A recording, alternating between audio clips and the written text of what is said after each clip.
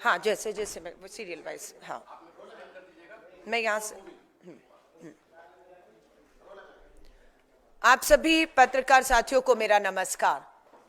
साथियों, तय हुआ था कि आज 10 बजे विजय चौक से मैं मीडिया को एक मुद्दे पर बात करूंगी, जो पहले भी होता आया है कि जब संसद सत्र चलता है तब वहीं पर मीडिया रहता है विजय चौक पर, और वहीं पर हमारी प्रेस कॉन्फ्रेंस हो, मीडिया बाइट हो, या अपनी बात को रखा जाता है। लेकिन आज अचानक जब मैं वहां 10 बजे पहुंची, जिसकी सूचना पहले से सभी को थी, और जैसे ही मैं पहुंची वहां पर 9:55 पर पूरी पुलिस छावनी बन गई, जो मुझे वहां पर घेर लिया गया और कहा गया कि आपको यहां पर मीडिया से किसी भी तरह की बात करने की इजाजत नहीं है।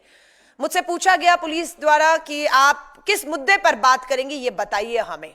क्या आप सरकार और प्रधानमंत्री जी के खिलाफ तो नहीं बोलने वाले हैं? ये सब मुझसे पूछा गया, और यह भी कहा गया कि यहां से बात करने की इजाजत सिर्फ सांसदों को है। तो मेरा यही कहना था कि सांसदों के लिए संसद भवन बना हुआ है। जब वहां वो बात नहीं करेंगे तो आधी आबादी बाहर से बात करेगी, और वो हक हमारा है जिसे आप छीन नहीं सकते हैं। मैं मुद्दा क्या चुनूं? सरकार के खिलाफ है, प्रधानमंत्री जी के खिलाफ है, ये लोकतंत्र है। अगर कुछ गलत होगा हमें आवाज उठानी है, हम उठाएंगे। 8 मार्च को अंतर्राष्ट्रीय महिला दिवस पूरे देश ने, विश्व ने और अखिल भारतीय महिला कांग्रेस ने मनाया। 10 मार्च को कल जब देश का संसद सत्र शुरू हुआ, अखिल भारतीय महिला कांग्रेस ने जंतर मंतर पर 2 मांगों के साथ, जिसमें पहली मांग थी कि महिला आरक्षण कानून लागू किया जाए, और दूसरा महिला सुरक्षा के मुद्दों को लेकर एक बड़ा आंदोलन कल जंतर मंतर पर किया। आज 11 तारीख को जब मैं मीडिया बाइट के लिए गई, मुझे रोक दिया गया। कम से कम 40 मिनट तक पुलिस ने मुझे घेरे रखा। लेकिन बात यह है कि जो आवाज है इस लोकतंत्र में, जो तानाशाह सरकार बैठी है, जो लोकतंत्र की हत्या कर रही है, उसे वो हम उसे नहीं करने देंगे। और मैंने तय किया कि मैं 24 अकबर रोड कांग्रेस मुख्यालय से मीडिया के माध्यम से इन मुद्दों को उठाऊंगी, जिन मुद्दों को मैं उठाने गई थी। देश के प्रधानमंत्री जी की तस्वीरें तेजी से देश और विदेश में वायरल हो रही हैं। जिन शख्स के साथ प्रधानमंत्री जी की तस्वीरें वायरल हो रही हैं, उनका नाम है बालेश धनखड़। कौन है ये बालेश धनखड़? ये Balesh Dhankhar overseas friends of BJP के मुखिया रहे हैं ऑस्ट्रेलिया में। इन बालेश धनखड़ पर इनको 40 साल की सजा का ऐलान किया गया। इन्हें 40 साल की सजा हो गई। क्यों? क्या किया है इन्होंने ऑस्ट्रेलिया में नौकरी का झूठा विज्ञापन दिया कि ये नौकरी लगवा सकते हैं, क्योंकि प्रधानमंत्री जी के साथ तस्वीरें थी। लोगों को लगा ये नौकरी लगवा देंगे, और नौकरियां लगवाने के लालच में अपने घर पे, अपने फ्लैट पे बुलाया महिलाओं को, उनके साथ बलात्कार किया, उनकी वीडियो बनाई, उन्हें ब्लैकमेल किया। ये ऐसा 5 महिलाओं के साथ किया, और जिसके दोषी करार दे दिए गए हैं ऑस्ट्रेलिया में बालेश धनखड़, और इन्हें 40 साल की सजा हो चुकी है। हम एक ही बात पूछते हैं, प्रधानमंत्री जी, बालेश धनखड़ से आपका ये रिश्ता क्या कहलाता है? क्यों और कैसे बालेश धनखड़ प्रधानमंत्री जी के इतने करीबी हो गए? क्या है उसके पीछे का राज? क्या प्रधानमंत्री मोदी जी आपको और आपके प्रधानमंत्री मुख्यालय पीएमओ को बालेश धनखड़ के कुकर्मों की जरा भी जानकारी या भनक सूचना नहीं थी क्या? यह हमारा सवाल है। यह बड़ी बात है कि प्रधानमंत्री का करीबी आदमी जघन्य अपराध कर रहा है, उसे 40 साल की बलात्कार में मास रेपिस्ट, सीरियल रेपिस्ट जैसी हेडलाइन बन रही है, और उनके बारे में खबर नहीं थी।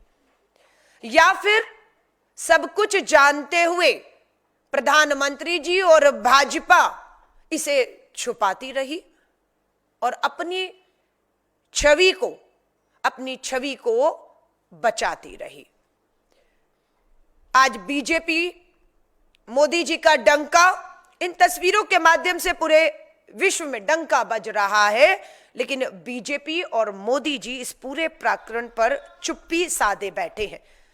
बालेश धनखड़ रेवाड़ी का एनआरआई है, वो प्रधानमंत्री की शपथ तक में शामिल हुआ है। उसे आमंत्रित किया गया, विशेष आमंत्रित किया गया। बालेश धनखड़ को ऑस्ट्रेलिया से बुलाया गया, प्रधानमंत्री जी शपथ ले रहे हैं, आप आइए बालेश धनखड़ जी। और ये दो तस्वीरें हैं जब बालेश धनखड़ राष्ट्रपति भवन में प्रधानमंत्री नरेंद्र मोदी जी की शपथ ग्रहण समारोह में खड़ा हुआ, विशिष्ट अतिथि के तौर पर निमंत्रण भेजा गया। और बालेश धनखड़ की मुलाकात एक नहीं अनेकों बार प्रधानमंत्री जी से होती है। आप प्रधानमंत्री जी के वस्त्रों से पहचान सकते हैं कि ये एक नहीं अनेक मुलाकात है। ये पहला वस्त्र प्रधानमंत्री नरेंद्र मोदी जी का और पहली मुलाकात। ये प्रधानमंत्री मोदी जी के दूसरा वस्त्र बदला और दूसरी मुलाकात। ये तीसरा वस्त्र बदला प्रधानमंत्री नरेंद्र मोदी जी ने और ये तीसरी मुलाकात है। लगातार आप देखिए इन तस्वीरों को, बालेश धनखड़ और प्रधानमंत्री जी। और इतना ही नहीं, प्रधानमंत्री जी ने पीएमओ में बुलाकर बालेश धनखड़ से लगातार बैठकें की हैं। क्या मुद्दे थे इन बैठकों के? फर्जी विज्ञापन निकाल रहा था बालेश धनखड़, ऑस्ट्रेलिया में महिलाओं को नौकरी देने का लालच दे रहा था। क्या प्रधानमंत्री जी आप और आपके पीएमओ को इसकी बिल्कुल खबर नहीं थी? ये प्रधानमंत्री के आवास में जब प्रधानमंत्री जी बुलाकर इस तरीके से हाथ में हाथ पकड़कर बालेश धनखड़ से मिलते हैं, तो क्यों इस झूठे विज्ञापन नौकरी देने के धोखे में कोई नहीं आएगा? बिल्कुल आएगा। उन्हें लगता था कि प्रधानमंत्री का करीबी है। ये देखिए, यहां पर भी वस्त्र बदला और कितनी मीटिंगें हो चुकी हैं। कम से कम नहीं तो 15 बार बालेश धनखड़ ऑस्ट्रेलिया के अंदर, भारत के अंदर, पीएमओ में, राष्ट्रपति भवन में लगातार। और भाजपा का एक नेता नहीं, ये केंद्रीय मंत्री पीयूष गोयल जी भी गए ऑस्ट्रेलिया, तो बकायदा इनको बुलाकर मिलते हैं। लेकिन इसके बारे में संबित पात्रा, ये अनेकों, ये देखिए, ये बैठक होती है तो ये बैठक आयोजित करते हैं प्रधानमंत्री जी के लिए। और ये कोलाज बताता है कि एक नहीं अनेकों बार बालेश धनखड़ से प्रधानमंत्री मोदी जी आप मिलते रहे। हम एक ही सवाल पूछते हैं, प्रधानमंत्री नरेंद्र मोदी जी, महिलाओं के साथ इस देश में जघन्य अपराध लगातार बढ़ रहा है। बेटियां, महिलाएं, हमारी बहनें न्याय मांग रही हैं। क्या आप तस्वीरें जारी कर सकते हैं? जितनी तस्वीरें आपकी बालेश धनखड़ के साथ हैं, क्या उतनी मुलाकातें, उतनी तस्वीरें प्रधानमंत्री जी, राष्ट्रपति भवन हो या प्रधानमंत्री आवास हो, हमारी उन पीड़ित बेटियां जो न्याय मांग रही हैं उनके साथ आपकी इतनी तस्वीरें आप दिखा सकते हैं?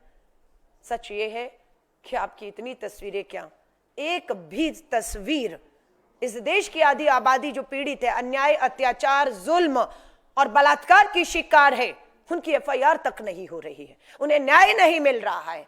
वो आपसे गुहार लगा रही है पर आप उनको मिलने का समय नहीं दे रहे हैं। आपके पास समय ही नहीं है। लेकिन आपके पास समय है जंगल की सफारी करने का और पिंजरे में बंद शेरों से के साथ फोटो खिंचवाने का। लेकिन आपके पास समय नहीं है मणिपुर के हमारी बेटियों के साथ भी वहां पर सामूहिक बलात्कार किया गया, उन्हें निर्वस्त्र करके सरेआम वो तस्वीरें शर्मसार की। प्रधानमंत्री जी, आप उस मणिपुर में भी जाकर उन आदिवासी बेटियों को भी मिलने की हिम्मत अब तक नहीं दिखा पाए। संसद सत्र चल रहा है, प्रधानमंत्री नरेंद्र मोदी जी को उम्मीद की जा रही थी कि संसद में आज बैठेंगे और महिलाओं के मुद्दों पर जो तय था कि प्रियंका गांधी जी लोकसभा में है, राहुल गांधी जी लोकसभा में है, राज्यसभा में सोनिया गांधी जी और मल्लिका अर्जुन खड़गे जी हमारी जो बाहर आवाज है उसे बुलाएंगे। लेकिन पता लगता है कि प्रधानमंत्री जी मणिपुर की बात छोड़िए, संसद में आने की बात छोड़िए, आज मॉरिशस घूमने निकल गए हैं। उन्हें मणिपुर में जाना चाहिए था या मॉरिशस की यात्रा में बीच संसद सत्र छोड़कर जाना चाहिए था। और फिर मैं कह रही हूं, भाजपा को जवाब देना होगा। ये एक नहीं अनेकों मामले हैं। प्रज्वल रेवन्ना कर्नाटक का पूर्व सांसद, मास रेपिस्ट, जेल की सलाखों के पीछे है, वो भी इसलिए क्योंकि कर्नाटक में कांग्रेस की सरकार है। लेकिन ब्रजभूषण शरण आपका पूर्व सांसद से दिल्ली पुलिस 1 साल होने को आ रहा है, अभी तक पूछताछ करने की हिम्मत भी नहीं दिखा रही। और ब्रजभूषण के खिलाफ एफआईआर दिल्ली पुलिस ने आपके दबाव में नहीं की। प्रधानमंत्री मोदी जी, सुप्रीम कोर्ट की फटकार और आदेश पे होती है। यही काम गुजरात में भी हुआ। प्रधानमंत्री जी, आपका पूर्व मंत्री और अभी का विधायक गुजरात में एक दलित महिला का बलात्कार करता है। गुजरात पुलिस दबाव में, आपके प्रधानमंत्री जी दबाव में और गृह मंत्री के दबाव में एफआईआर नहीं करती है। वहां पर हाईकोर्ट के आदेश और फटकार के बाद एफआईआर हुई है। गुजरात की दलित बेटी हो, हरियाणा की बेटियां हो, कर्नाटका की बेटियां हो, या आज ये महिलाएं आपसे न्याय मांग रही हैं और आप खामोश और आप चुप हैं, क्योंकि इनको इतनी हिम्मत, इतने बड़े अपराध करने की हिम्मत कहीं और से नहीं, प्रधानमंत्री जी आपसे मिल रही थी। और आपने कभी शायद इनको नहीं कहा होगा कि मेरी मित्रता, मेरी दोस्ती, मेरे साथ उठना बैठना, इतनी तस्वीरों का मिसयूज या दुरुपयोग मत करना, कम से कम महिलाओं के लिए मत करना। कभी प्रधानमंत्री जी आपने नहीं कहा, और आपको पता भी होगा तो भी आप चुप रहे। इसीलिए बालेश धनखड़ आपकी यात्राओं को ऑस्ट्रेलिया में आयोजित करते रहे, ऑस्ट्रेलिया से डेलीगेशन लाकर आपको प्रधानमंत्री आवास में मिलवाते रहे, आपसे बैठ के करवाते रहे। और आप सब जानते थे, ये हमें लगता है, क्योंकि आप प्रधानमंत्री हैं, आपके पास हर चीज, सूचना, जानकारी। एक एक आदमी अगर अपॉइंटमेंट प्रधानमंत्री से लेता है, पीएमओ में जाता है, तो उसका पूरा खानदान, उसका इतिहास, उसका चरित्र, उसके थानों में क्या है, जानकर ही प्रधानमंत्री आवास या राष्ट्रपति भवन में उन्हें मुलाकात का समय दिया जाता है।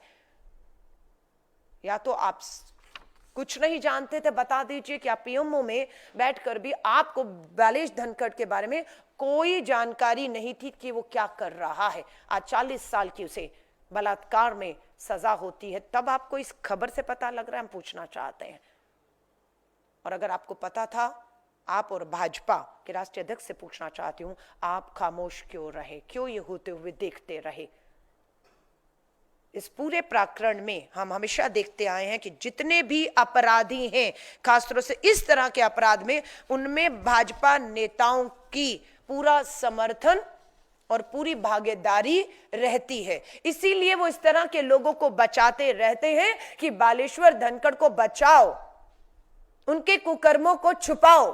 अगर ये आ गए, बोल दिया, मुंह खोल दिया, तो ये अकेला नहीं, भाजपा के बड़े बड़े नेता बेनकाब होकर जो है वो घेरे में आ जाएंगे। इसलिए बचाने का काम इन सभी अपराधियों को, जो बलात्कार के दोषी हैं, यौन उत्पीड़न के दोषी हैं, उनके सीधे संपर्क भाजपा से, और भाजपा उनको बचाने का काम करती रहती है। ये ऑस्ट्रेलिया की सरकार है। अगर दिल्ली में होती, देश में होती, तो बालेश धनखड़ बच गया होता जैसे सभी बचे हुए हैं। किसी को सजा नहीं हुई इस देश में, क्योंकि वो भाजपा में, भाजपा के नेता हैं और उनकी वो शामिल हैं इन अपराधों में, इसलिए वो बचे हुए हैं। लेकिन ऑस्ट्रेलिया की सरकार ने 40 साल की सजा, सामूहिक बलात्कार, ब्लैकमेलिंग, वीडियो बनाना, उन्हें हर तरीके से करके इसे जघन्य अपराध की श्रेणी में मानते हुए प्रधानमंत्री नरेंद्र मोदी जी के करीबी बालेश धनखड़ को 40 साल की सजा सुनाई है। उम्मीद करती हूं भाजपा इन सभी सवालों के जवाब देगी, क्योंकि प्रधानमंत्री जी की तस्वीरें बालेश धनखड़ के साथ, मास रेपिस्ट के साथ, 40 साल की जिसे सजा हो चुकी है, उसके साथ जब विश्व में वायरल हो रही हैं, सोशल मीडिया पे वायरल हो रही हैं, तो बिल्कुल देश के प्रधानमंत्री जी, आप भारत के प्रधानमंत्री हैं, आपकी छवि नहीं, भारत की छवि धूमिल हो रही है, मात्र आपके इन संबंधों की वजह से और ऐसे लोगों से संबंधों की वजह से। उम्मीद है भाजपा इस पे चुप रहकर अपने पाप, अपने अपराध को और ऐसे अपराधियों को, संरक्षण को छुपाएगी नहीं, आकर इस पे आगे अपनी बात, अपनी सफाई को रखेंगे कि उनका इस पे क्या कहना है। धन्यवाद। आप पत्रकार साथियों का कोई सवाल हो? धन्यवाद।